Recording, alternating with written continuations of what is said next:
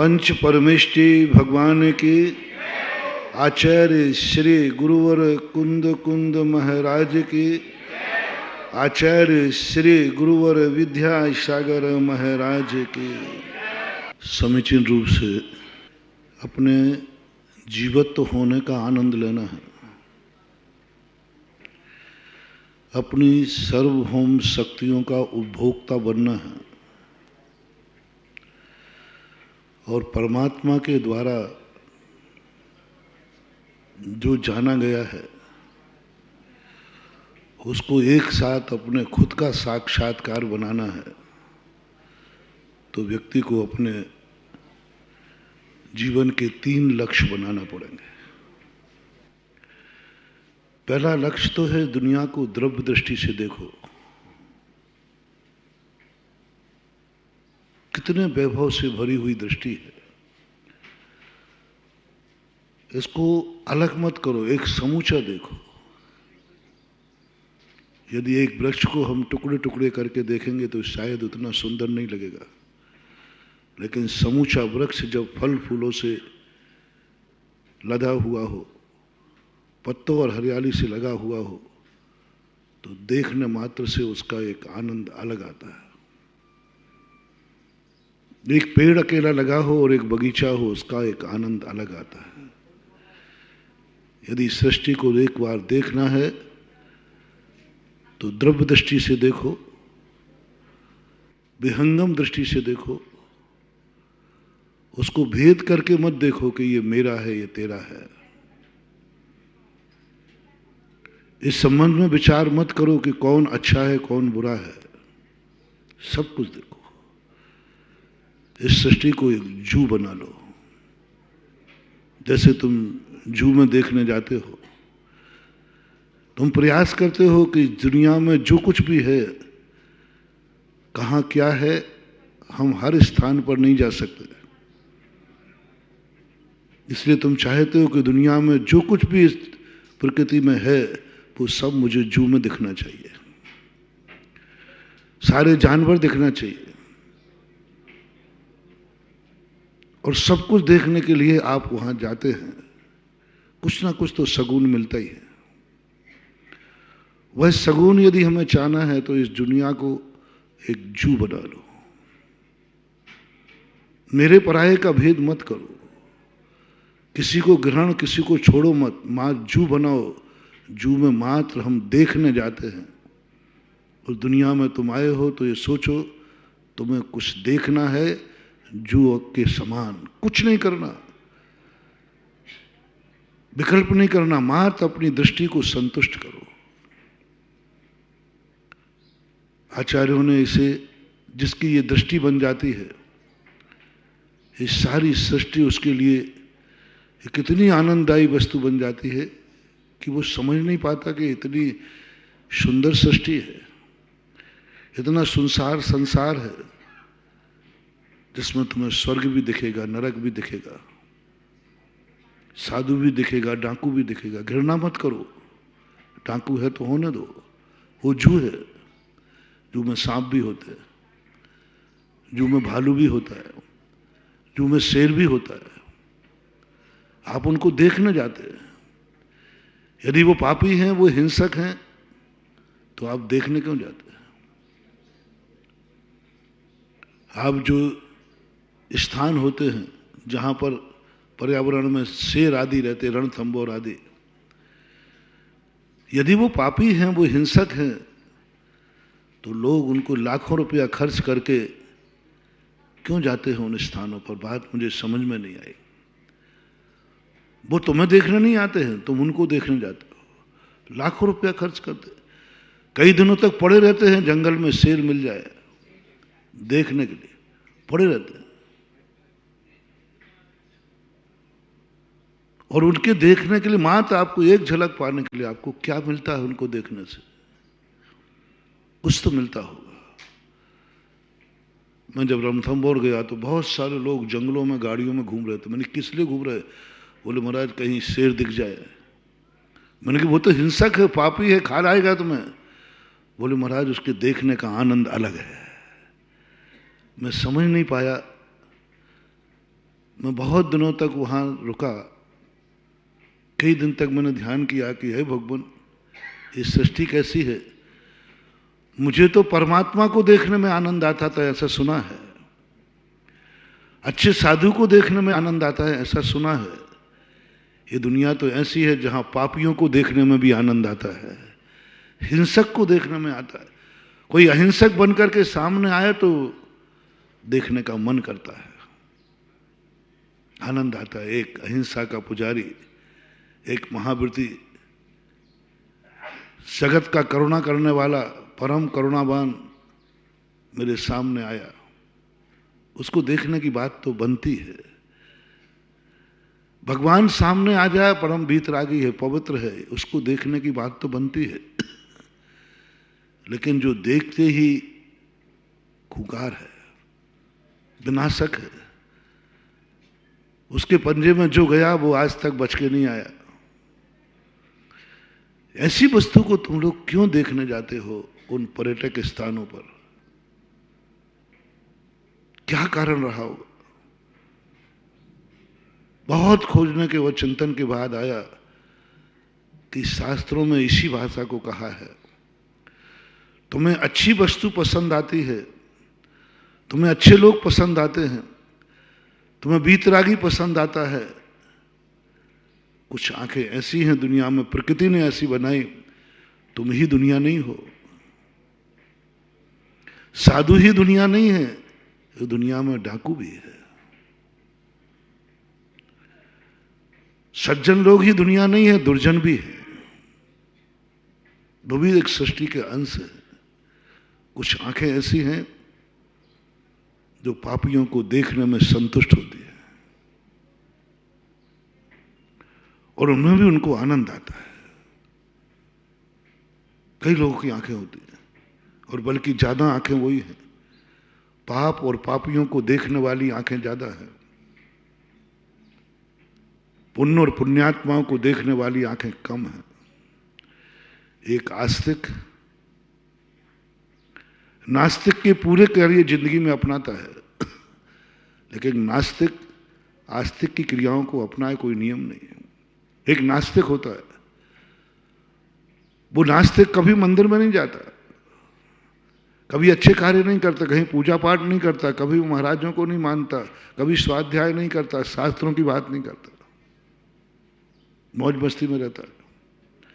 लेकिन एक आस्तिक धर्म को मानते हुए संसार की मौज मस्ती तो करते ही है, संसार में अच्छे बुरे दृश्यों को देखता ही है। वो एक ही कार्य करता है, वो कहता मैं नहीं मानता इसको, लेकिन आस्तिक दोनों कार्य करता है, अच्छे को भी मानता है और बुरे को भी मानता है। और यही दृष्टि सबसे बड़े अच्छे आदमी की होती है। शास्त्रों में कहा कि तुम ही दुनिया में नहीं हो, कुछ ऐसी चीजें भी मुझे निर्मित करना है जो उन पापियों को अच्छी लगती हैं देखने में। शेर अच्छा लगता है देखने में।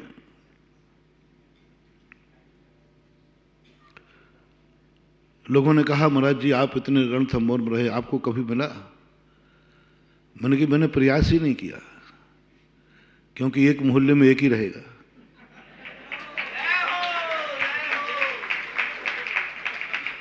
वो आता कि और मुझे उसको देखने में रुचि नहीं है, लेकिन मिल जाए तो मैं उसको मना भी नहीं किया मैंने कि भाई तू मेरे पास नहीं आना। वही नहीं आया, मैं क्या करूं? एक जैसे तैसे दिखा था, थोड़ा सा भालू दिखा तो मुझे देख के भाग और गया। तो स्थिति यह है कि आगम कहता है कि तुम ऐसी दृष्टि बनाओ कि अच्छे और बुराई को तुम एक गेय दृष्टि से देखो। मैं ये नहीं कह रहा हूं कि बुराई को स्वीकार करो, बुराई को देखो, बिन जाने ते दोष गुणन को कैसे तजिए गई है। ये भी तो एक प्रकृति का देन है, शेर भी प्रकृति का देन है। उसको एक दृष्टि बनाओ, और जब पूरी सारी की सारी दृष्टि बन जाएगी, जहां साधु डाकू अच्छे बुरे सब कुछ दिखेंगे, इसी को बोलते हैं ज्ञायक भाव, इसी को बोलते हैं गेय दृष्टि। इसी को बोलते हैं ज्ञान दृष्टि, इसी को बोलते हैं द्रव्य दृष्टि। और आगे यही द्रव्य दृष्टि दिव्य दृष्टि बनेगी। ऐसे देखने की आदत, और उसमें एक अलग आनंद आता है। एक व्यक्ति वाटरफॉल जाता है, बड़े बड़े यहाँ मैनाल है, मध्य प्रदेश में एक भेड़ा घाट का एक बहुत बड़ा वाटरफॉल है, नदी का ही वाटरफॉल है पूरा। उसे बहुत लोग देखने जाते हैं, और जब देखने के बाद हजारों लाखों रुपया खर्च करते, प्रतिदिन मौतें हो रही, लेकिन लोगों ने वहां जाना नहीं छोड़ा। गवाह मैनाल है, ऐसा एक भी साल नहीं जाता जिस दिन मैनाल में कोई ना कोई मौत नहीं होती। और हर साल भीड़ बढ़ रही है, जहां मौत है वहां बढ़ रही है, जहां मौत है वहां बढ़ रही है। कोई नहीं डरने वाला, कोई नहीं डर रहा है। प्रति वर्ष वहां पुलिस की ड्यूटी। मैंने बहुत पहले मैनाल देखा था, 2000 के लगभग, और अभी मैनाल देखा, बड़ी व्यवस्थाएं हो गई। अब तो पुलिस को रुकना पड़ता है, बैरियर लगा। मैंने क्यों? बोले महाराज हर साल भीड़ बढ़ रही है। मैंने ये तो मौत का स्थान। होटलें खुल गई, पहले कुछ नहीं था, एक ढाबा था छोटा था, और अब तो वहां एक बहुत गांव जैसा बस गया। नहीं क्यों? क्योंकि ये यमराज का घर है। यहां लोग भगवान का घर देखना पसंद नहीं करते, जहां अमरता मिलती है, जहां अमर का संदेश मिलता है, जो स्वयं अमर है। इतनी भीड़ भगवान मंदिरों में नहीं बढ़ रही। जहां अमरता होती है, वो खुद अमर है, और अमरता का संदेश मिलता है, अमर बनने की कला मिलती है। लेकिन जहां स्वयं यमराज ढूंढता है, यमराज मंदिरों में नहीं आता ज्यादातर, यमराज ऐसे स्थानों पर रहता है जहां पर तुम लोग ढूंढते हो। यमराज से पूछा मैंने, क्यों भाई? बोले महाराज देखिए, इसके बावजूद लोग आ रहे हैं तो मैं क्या करूं?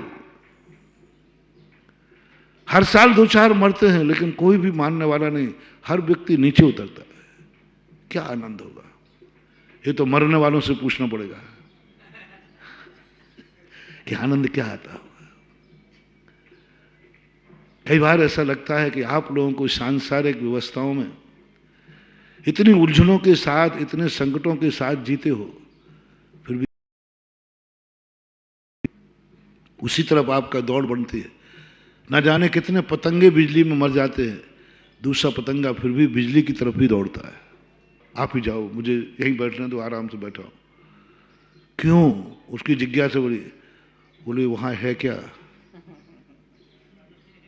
वहां पर है क्या? ऊपर से पानी गिरता है, चट्टान से टकराता है, फुर। इसके अलावा वहां है क्या? और सही में उसके अलावा और है क्या? एनालिसिस कर दिया उसने। बताओ क्या है? ऊपर से पानी गिरा, चट्टान से टकराया, फुर, और भाई इसके अलावा वहां है क्या? धुआंधार बन गया। और क्या? हम तो घर में फुहारा चला लेंगे, वहीं हो जाएगा। ओहो।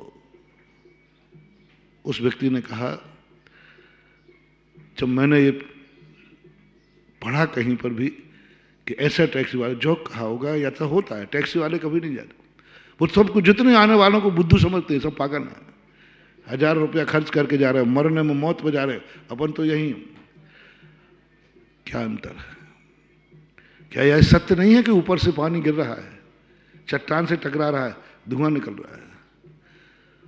फिर उस देखने वाले को क्या आनंद आता है जो हजारों रुपया खर्च करके वहां पहुंचता है। अलग अलग वो भी तो कर सकता था। जब तीनों चीजों को अलग अलग कर दोगे, मजा खत्म हो जाएगा। और तीनों तो एक दृष्टि से देखो, एक अभेद दृष्टि से देखो, इतना आनंद आता है। सारी दुनिया को जब टैक्सी वाले बन के देखोगे तो कुछ नहीं आना। यहां क्या है पंचकर्णक में? ये थाली है, वो ठोना है, इस थाली का द्रव इस थाली में चढ़ाना है क्या? इस थाली का द्रव इस थाली में चढ़ाना, बस। और है क्या? मूर्ति नीचे रखी थी, अब वर्दी में उठा के रख देंगे अपन 5 दिन के। और क्या? कुछ नहीं बंद हो, सब चीज को थोड़ा डिवाइड करते जाओ, मजा खत्म होता जाएगा,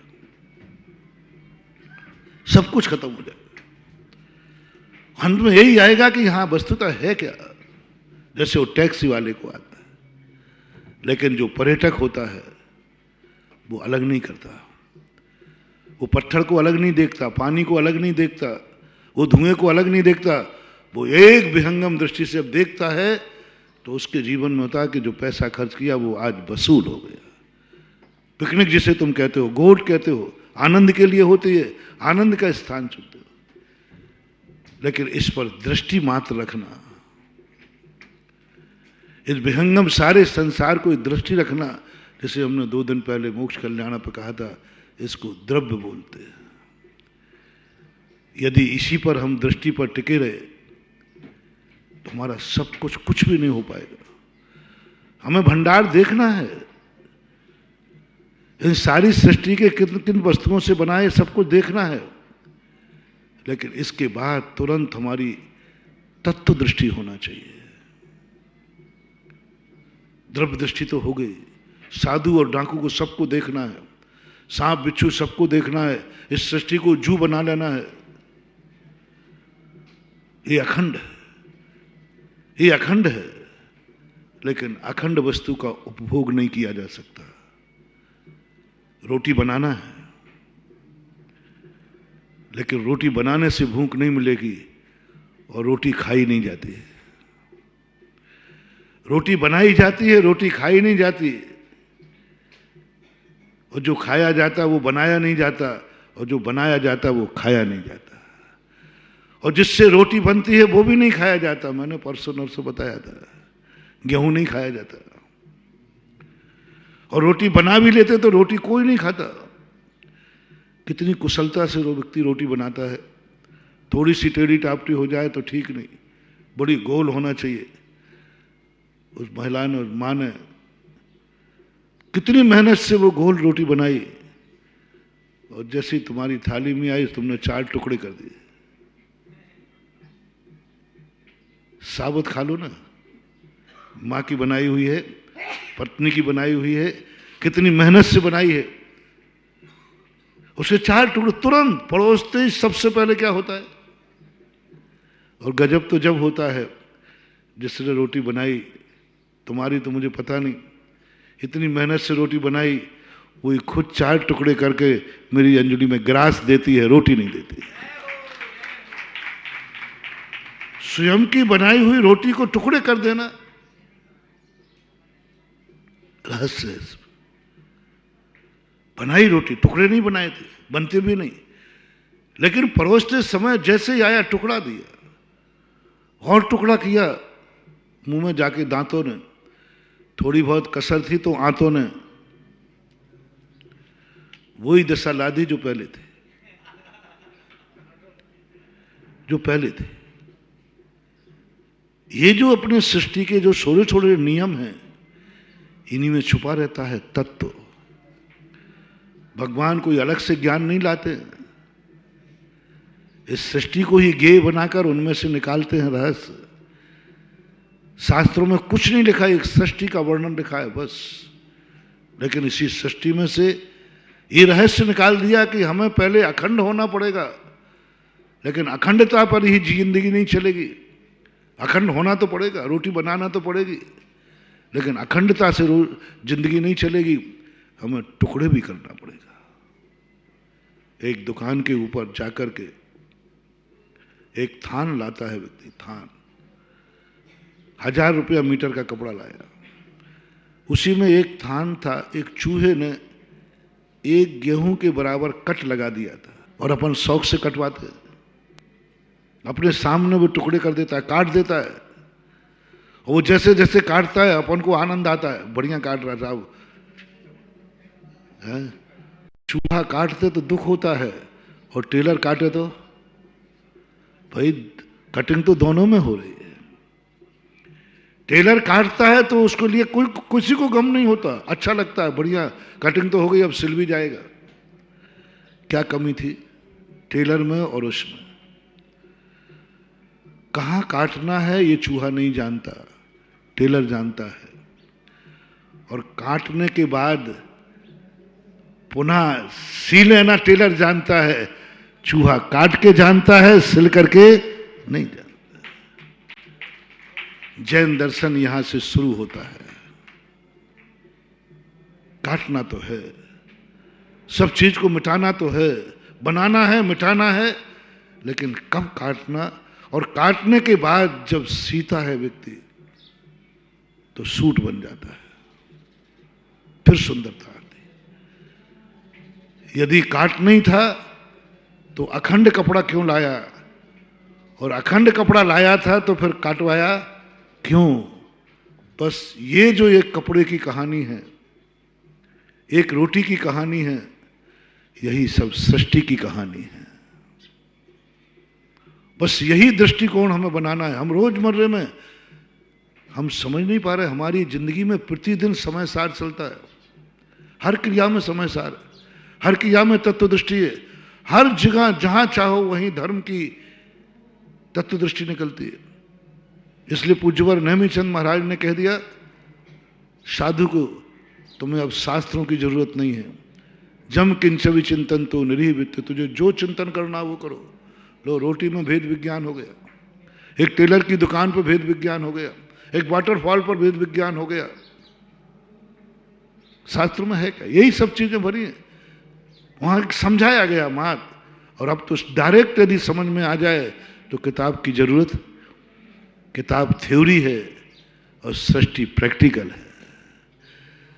किताब समझ में आएगी तो थ्योरी के नंबर मिलेंगे, किताब को जो समझ में आता है वो आर्ट का विद्यार्थी है, और सृष्टि जिन्हें समझ में आ जाती है वे साइंस के विद्यार्थी है, और दोनों में कोई अंतर नहीं है।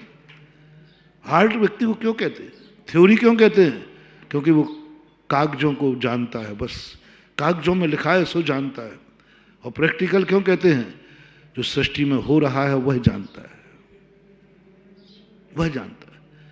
जैन दर्शन कहता है कि हमने जो जाना है वही सब कुछ नहीं है, मैंने जो चाहा है उसकी मैचिंग करो, दुनिया से सेटिंग करो और निकालो रहस्य उसमें कि दुनिया किस रूप में हमें देखना है, और तत्व दृष्टि लाना हमें। कटिंग करो, अब इसमें बहुत कर लिया तुमने, अभेद दृष्टि लगी, मैंने अभेद बना दिया, अब कटिंग करो, साधु को डाकू का भेद करो,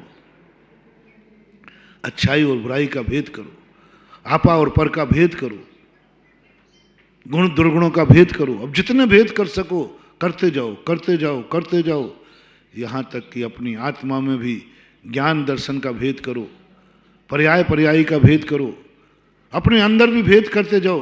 ज्ञान ज्ञान है, दर्शन दर्शन है, आत्मा आत्मा है, सब भेद करते करते करते एक इकाई पर रह जाए, जिसे बोलते हैं अभेद। इसके बाद फिर कोई इकाई नहीं, भेद नहीं।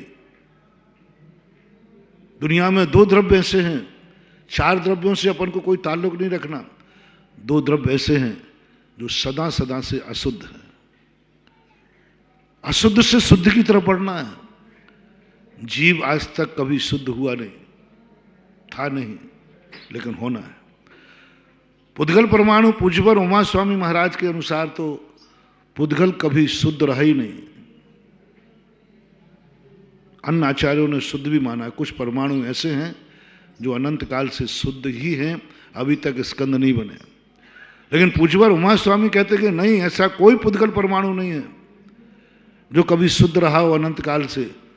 उन्होंने उत्पत्ति भेदादणु, पुद्गल अनंत काल से स्कंद रूप में है, फिर स्कंद विभाव परिणति है, अशुद्ध है, और स्कंद से अणु की उत्पत्ति होती है। बहुत बड़ा रहस्य खोला उमा स्वामी महाराज ने, बहुत बड़ा रहस्य। इतना बड़ा संकेत दे दिया चिंतकों के लिए कि पुद्गल को शुद्ध मत मानो। तुम पुद्गल अनादिकाल से शुद्ध नहीं है। पुद्गल जो शुद्ध होता है वो किसी निमित्त के अधीन होता है। भेद जब उस पर हथौड़ा पड़ता है, भेद जब कोई उससे टकराता है, भेद जब वह कहीं ठोकर खा के जीर्ण शीर्ण होता है, तब अणु की उत्पत्ति होती है। जीव और पुद्गल की पूज्यवर उमा स्वामी महाराज के अनुसार जीव और पुद्गल की एक ही दशा है, अशुद्ध से शुद्ध की ओर। अशुद्ध से शुद्ध की ओर बढ़ो। और जब तुम अशुद्ध की तरफ बढ़ोगे, अशुद्ध से शुद्ध की तरफ बढ़ोगे, तुम स्वयं शुद्ध होने की योग्यता नहीं रखते, स्वयं शुद्ध नहीं हो सकते। तुम काल लब्धि कोई अपने आप शुद्ध नहीं करती। कोई परमाणु अपने आप परमाणु नहीं बनता। भेद कहीं ना कहीं होगा, कोई ना कोई हमें ठुकराएगा, कोई ना कोई ठुकराएगा।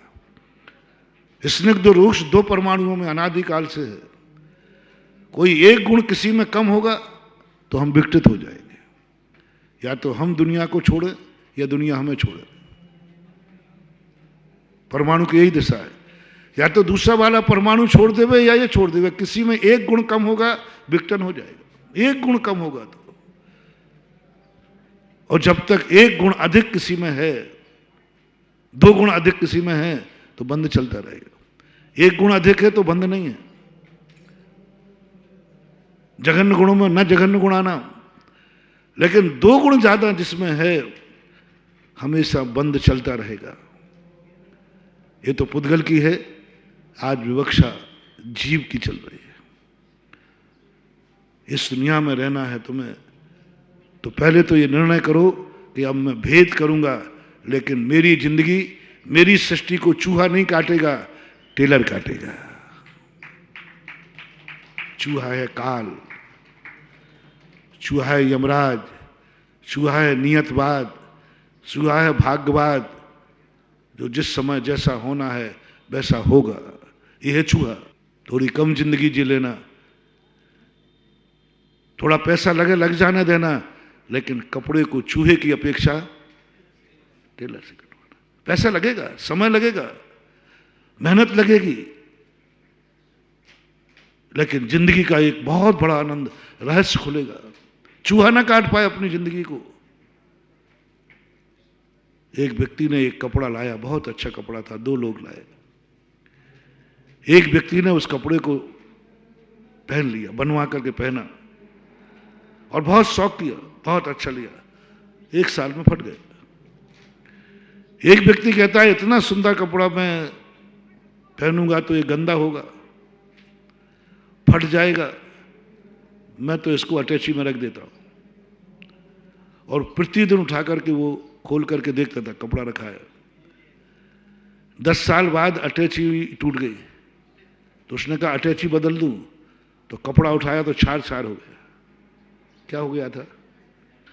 जो काल लब्धि पर जिंदगी जीते हैं, भाग्य भरोसे जीते हैं, जो जिस समय जैसा होना है उनका ऐसे ही होगा। वे 10 साल के बाद छार छार हो जाएंगे। तो जी रहे हैं ना, विश्वास है, कपड़ा रखा है, होना जिंदगी मेरी काल लब्धि आएगी जब हो जाएगा। और उसने 1 साल में पहन के फाड़ दिया।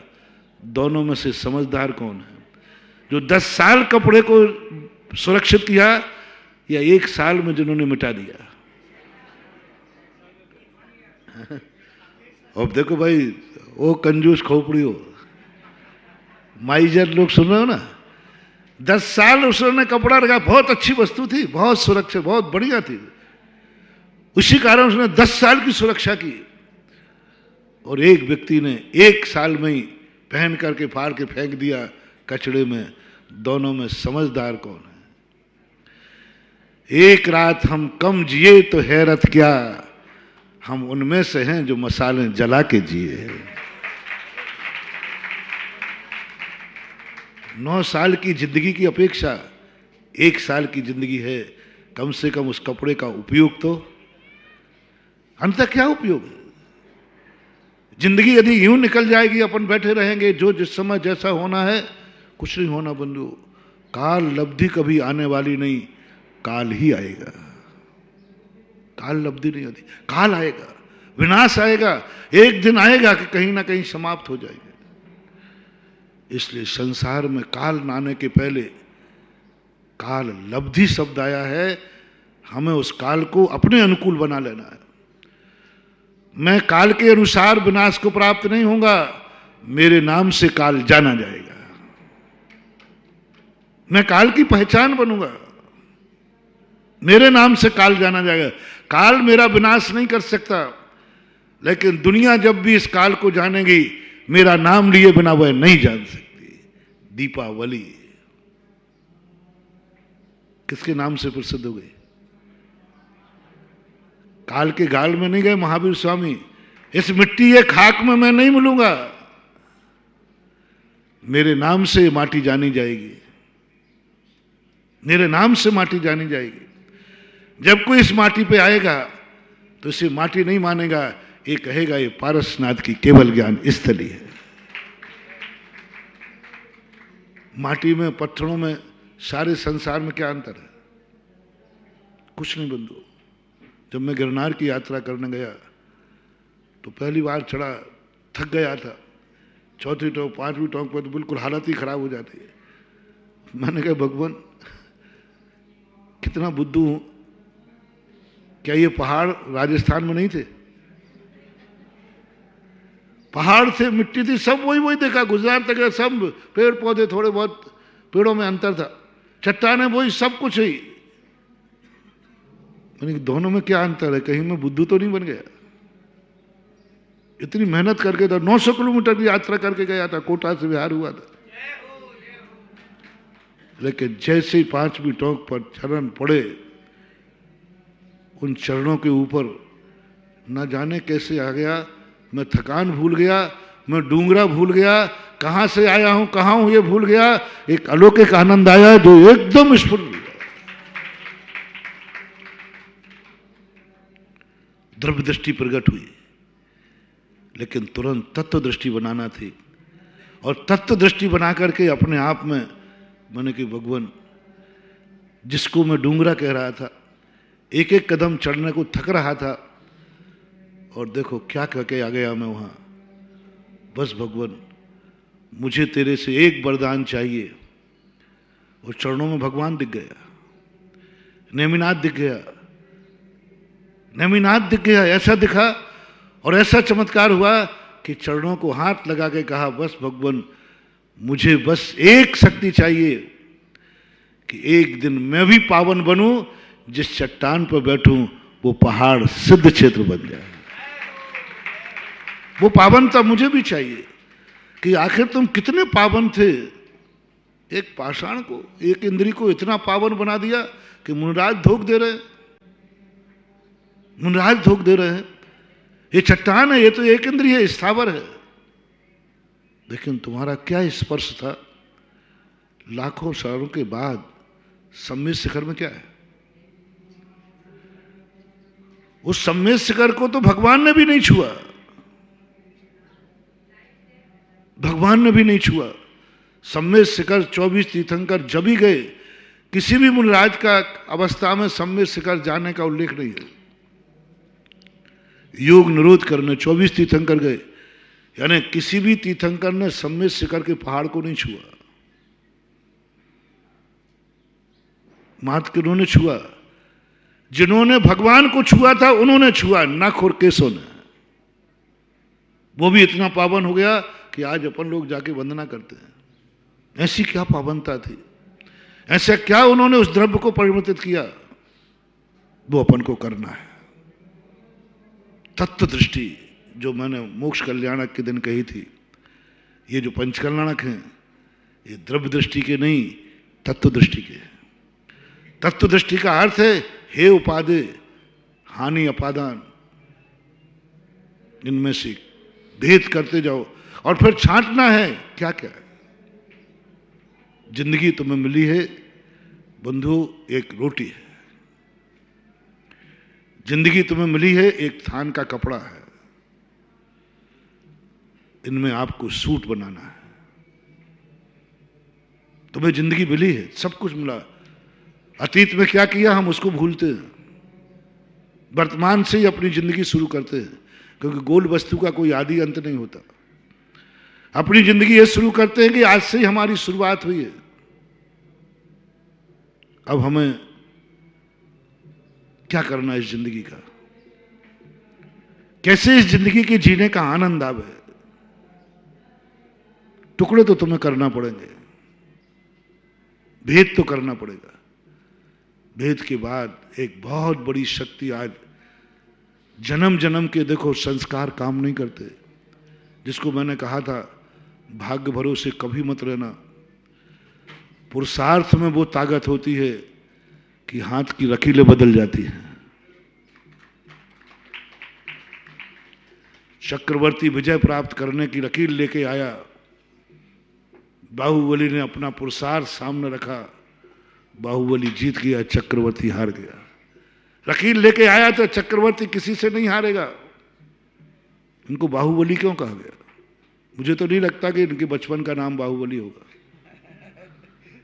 हाँ, कई नाम बाद में प्रसिद्ध हो जाते हैं, कोई दूसरा रहा होगा, अपने लिए वही मिल गया बाहुबली। प्रसिद्धि कभी कभी इतनी हो जाती है कि मूल नाम गायब हो जाता है, सरनेम प्रसिद्ध हो जाता है।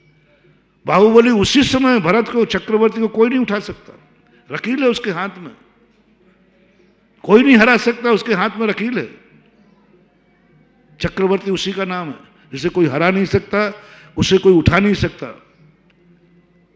लेकिन एक व्यक्ति ने अपना एक ऐसा पुरुषार्थ जगाया कि बाहुबली को, भरत को हरा भी दिया और बाहुओं पर उठा दिया।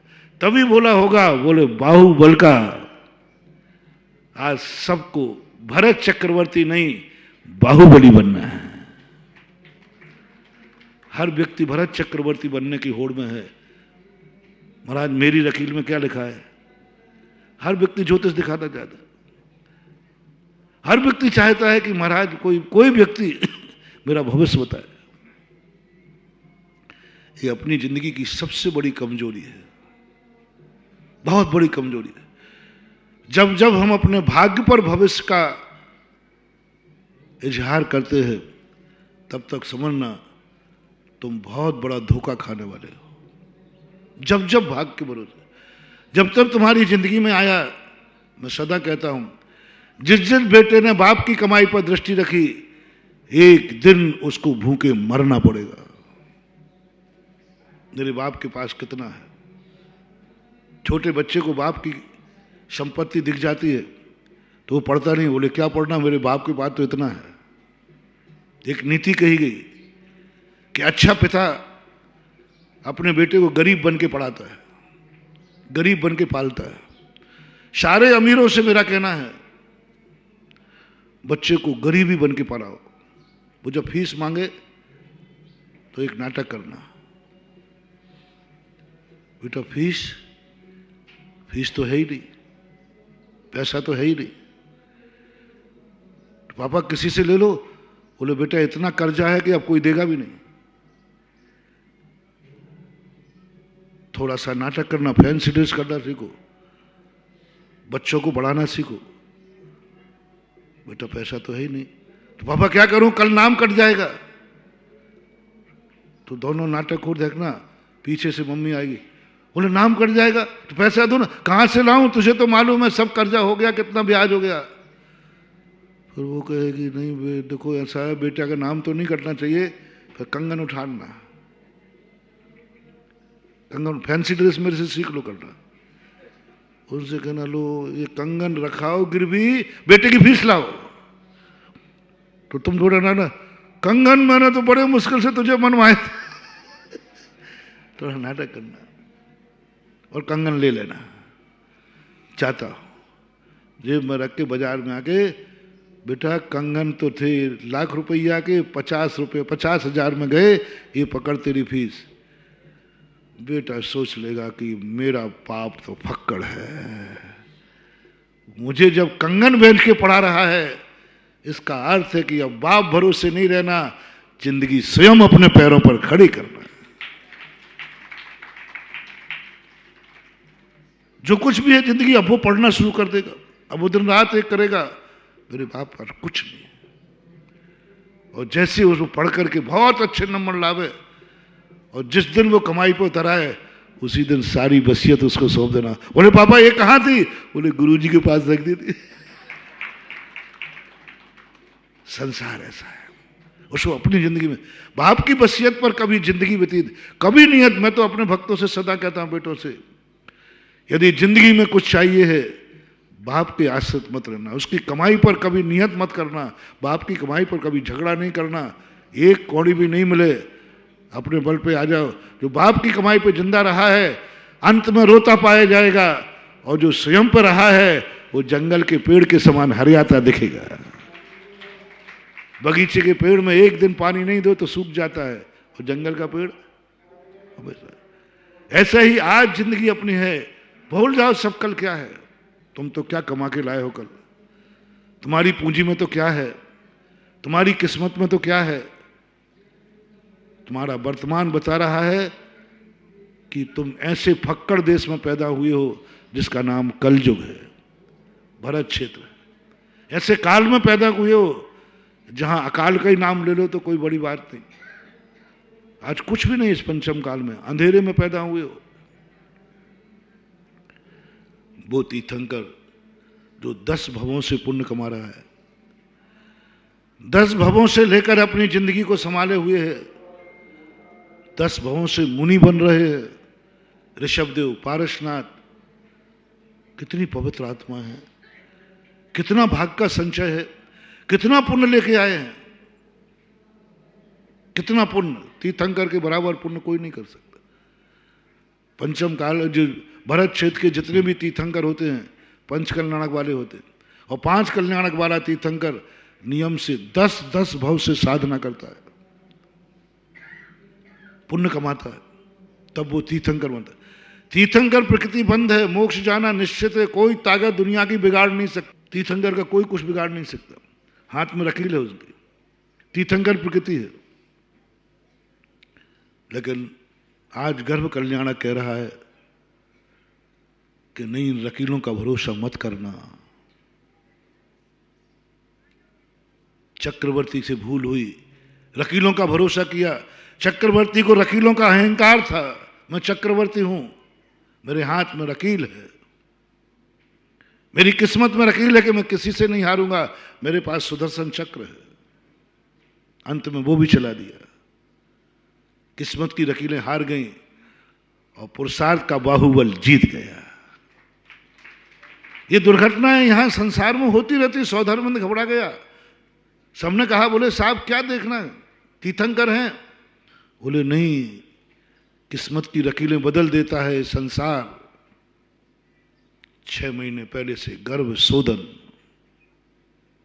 6 महीने पर से अयोध्या का शोधन, 6 महीने पहले से अयोध्या के लिए सारी विपरीतताएं। इतना बड़ा चौक पूरा जा रहा है, गर्भ जैसी क्रिया का इतना डंडोरा क्यों? गर्भ जैसी क्रिया है तो इतना ढिंडोरा 6 महीने पहले से। और तुम्हारी स्थितियां देखो, गर्भ में बालक आ भी जाए तो कहो मां बाप को पता ही नहीं चलता। मेहमान है एक बालक, जब कोई मेहमान आता है तब उसके लिए तैयारी होती है, स्वागत होता है। लेकिन तुम्हारा जन्म हुआ, किसी ने स्वागत नहीं किया, बेशरम कहीं के। कौन व्यक्ति है जो स्वागत के साथ आया है, सम्मान के साथ आया है? इज्जत वाले होते तो लो तीर्थंकर सम्मान के साथ आएंगे, इज्जत के साथ आएंगे, बुलाने से आएंगे। ऐसे नहीं आएंगे तीर्थंकर।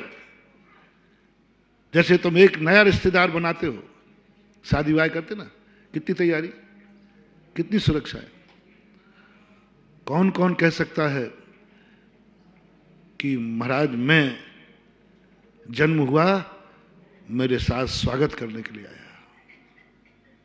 एक संसारी व्यक्ति जब नया संबंध जोड़ता है तो दरवाजे में बारात आती है, परिवार आरती उतारता है, स्वागत करता है। एक छोटी सी जिंदगी के, और एक तुम्हारे घर में आ रहा है, कौन माँ है? पहला उदाहरण लो, माँ बनने का उसे ही अधिकार है, और सच्चा बेटा वही है जो बेशरम बन करके किसी घर में प्रवेश नहीं किया, सम्मान के साथ निमंत्रण दिया जाए। पूज्यवर जिनसेन स्वामी महाराज ने ये उद्घाटित की जा रही है, क्यों क्रिया? सबके सामने डंडोरा पीटा, आओ रे आओ, मरु देवी के यहां 6 महीने बाद गर्भ रहेगा, गर्भावतरण होगा। ये गुप्त क्रिया का इतना डंडोरा क्यों? ये तो एक गुप्त क्रिया है। नहीं, गुप्त क्रिया नहीं है। किसने कहा ये गुप्त क्रिया है? किसने कहा ये पाप क्रिया है? ये पूज्य बनने की प्रक्रिया है। जब ये गृहस्थ दीक्षा लेता है तो चुपचाप कमरा बंद करके कपड़े उतार के बैठ जाए ना।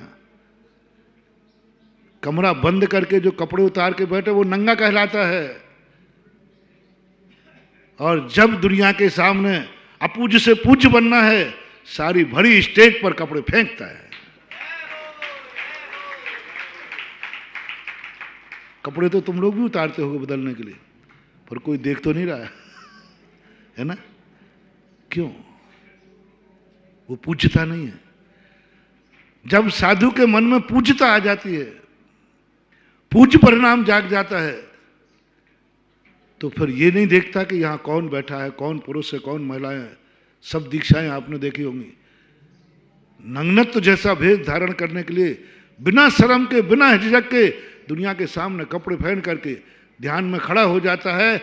यथाजा दिगंबर मुद्रा, क्योंकि पूज्य है। पूज्य छुप करके नहीं बनाया जाता, पूज्य शर्म से नहीं बनाया जाता, पूज्य में लज्जा नहीं आना चाहिए। पूज्य बनने के लिए मां एक पद ऐसा है। एक पुजारिन बन के आई थी। जब एक दासी बन शादी होके आती ना कोई बहू, बेचारी की बड़ी हालत खराब होती है। पैर पड़ो, ये सासू माँ है, ये बुआ सासू है, ये कौन कौन सी सासू है? वो बेचारी धोके धोके के उसकी कमर टूट जाती है। सबसे छोटी बन के आती है, कोई नहीं पूछता उसको, कोई नहीं मानता। जितने देखो पैर पड़ने वाले कम होते हैं, पैर ज्यादा के पड़ने पड़ते हैं। औरतों को मालूम होगा सबको, जो देखो। ओ नारियों, दुनिया में एक शक्ति है जो तुम्हें पूज्य बनाती है, जिसका नाम बेटा है, बेटी है। पूज्य बनने की प्रक्रिया मत से हो ये कि बेटा मां बनने की प्रक्रिया है। तुम पूज्य बन रही हो और तुम्हारी गोदी में पुजारी आ रहा है।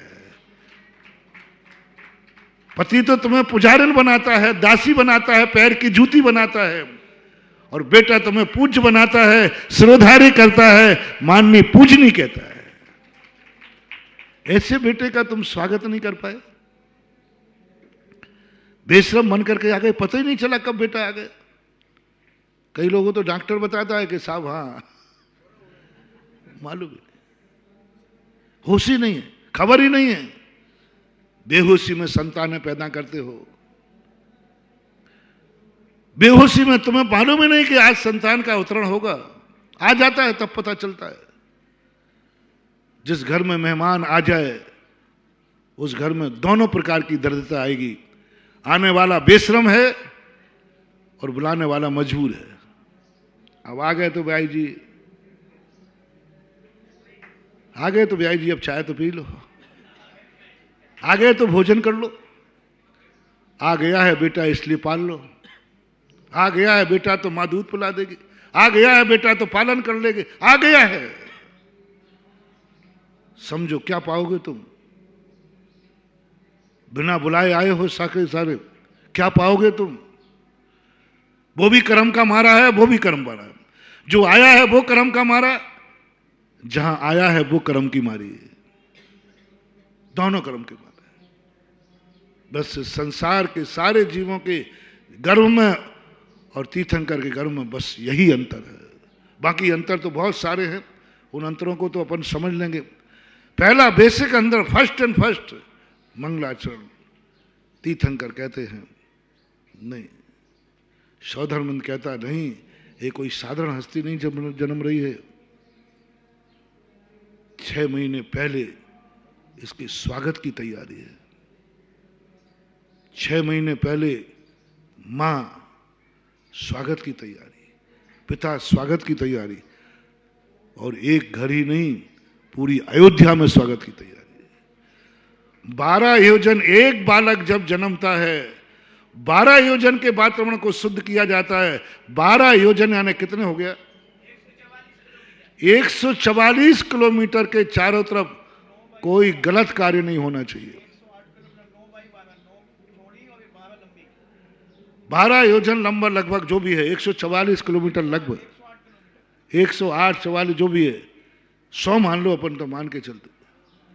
100 किलोमीटर तक चारों तरफ का वातावरण एक बालक के लिए कह रहा हूं ये ऐसे इनमें अतिशय नहीं आएंगे, ऐसे ही नहीं अपन इनका गंधोदक लगाएंगे, ऐसे ही नहीं इनके चरणों में अपन माथा टेकेंगे, ऐसे ही नहीं अपन इनकी शांति धारा करते हैं। इसके पीछे तपस्या देखो कितनी बड़ी है।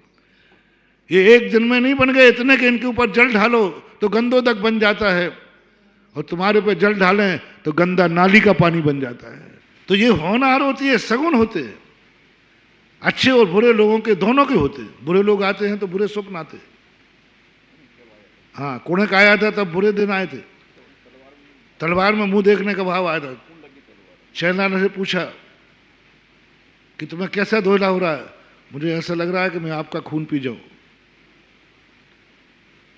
मैं आपको यातनाएं दूं, आपको दुख दूं, आपको बंदी बना के जेल में डाल दूं, ऐसा परिणाम मेरा आ रहा है।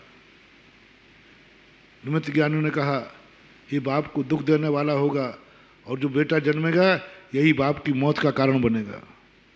और राजा शरण किसकी कौन बना? निमित्त, कुणक बेटा बना, मौत का कारण बना। अशुभ स्वप्न भी आते, शुभ ही नहीं आते। ऐसे और भी कई शास्त्र बड़े बड़े आज तीर्थंकर जो आ रहे हैं वार्निंग करके आ रहे हैं। स्वप्न दिए 16, मां मैं आ रहा हूं, सूचना दे रहे हैं 16 स्वप्न, और ये कह के आ रहे हैं कि मां मैं तेरे को लजाऊंगा नहीं, मैं इतने गुण लेके आ रहा हूं, मैं इतनी संपत्ति लेके आ रहा हूं कि जो तूने जिंदगी में इज्जत कमाई है उस इज्जत में मैं 4 चांद लगाऊंगा, ये गुण लेके आ रहा हूं। धन के संबंध में बेटा कौन अच्छा है? जो पिता जो धन कमाते हैं।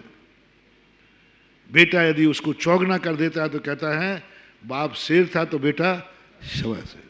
आज तीर्थंकर भी वही उत्साह लेकर के, वही 16 स्वप्न लेकर के गर्भ में आ चुके हैं।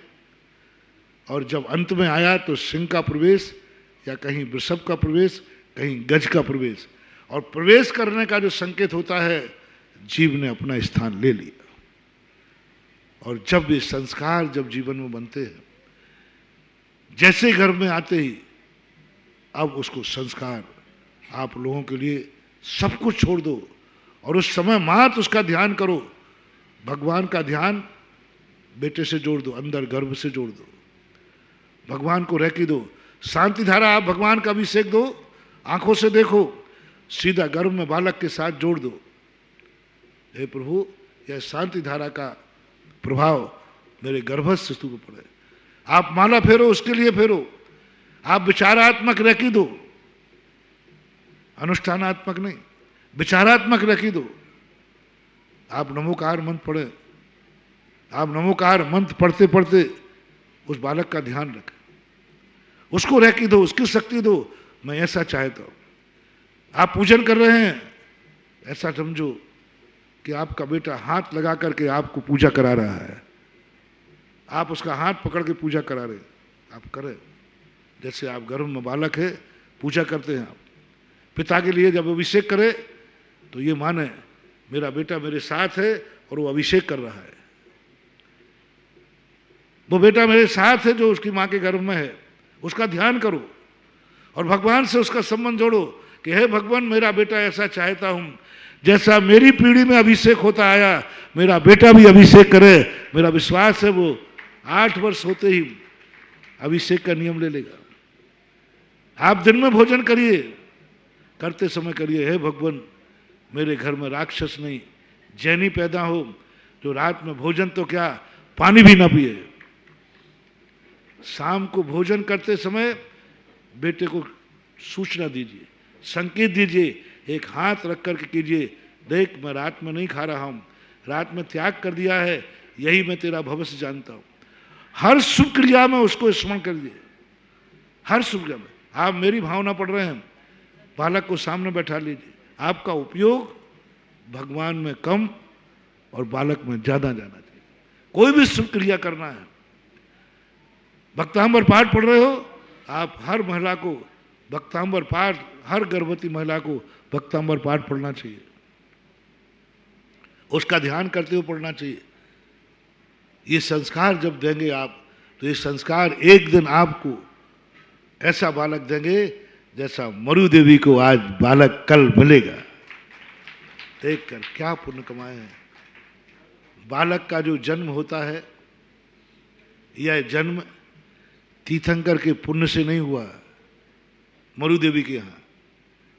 मरुदेवी का पुण्य था कि आज उन्हें तीर्थंकर मिले। तीर्थंकर का पुण्य नहीं है कि मरुदेवी मिली,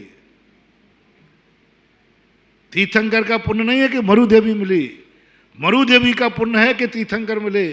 आज तीर्थंकर धन्य नहीं हो रहे हैं मरुदेवी के यहां आकर के, मरुदेवी धन्य हो रही है तीर्थंकर को पाकर के। दुनिया के बेटे धन्य होते हैं माँ बाप को पाकर के, और एक बेटा ऐसा है जिसे पाकर के माँ बाप धन्य होते हैं। कितना अंतर है। अच्छे माँ बाप मिल जाए तो बेटा धन्य होता है। हमेशा कहता है मैंने कितने भाग्य किए, कितने पुण्य किए कि मुझे ऐसे माँ बाप मिले, ऐसा माँ बाप मिले, ऐसा कुल मिला, ऐसी जाति मिली। हर बेटा यही कहता है अपने अच्छे माँ बाप। लेकिन आज कुछ उल्टा हो रहा है, कल कुछ उल्टा होगा। ऋषभदेव नहीं कहेंगे कि मैं धन्य हूं ऐसे माँ बाप पाकर के, माता पिता कहेंगे धन्य हूं मैं ऐसा बेटा पाकर के। बेटा माँ बाप को धन्य कर दे, बेटा माँ बाप बेटे का आभार माने। हे बेटा मैंने कौन सा पुण्य किया जो तेरे में, तेरे जन्म लेने देने के लिए तो ना जाने संसार में कितनी माताएं थी, ना जाने कितनी माताएं आपको चाहती थी, लेकिन तू मेरी गोद में क्यों आया है। उन्हें मेरी गोद में आकर धन आ गया। माँ की दुआ, माँ का संस्कार अपने जीवन में एक पाकर के और एक ऐसा निर्वाह करें। आज एक व्यवहारिक दृष्टि से, क्योंकि गर्भ कल्याणक गर्भ ही है तो संसार का प्रतीक होता है, लेकिन ऐसा कुछ संस्कार बनना चाहिए कम से कम इस कलयुग में। तीर्थंकर जैसे बालक, भगवान जैसे बालक न जन्म दे सको, लेकिन भगवान का भक्त को तो जन्म दे सको। यही भावना के साथ महावीर भगवान की जय।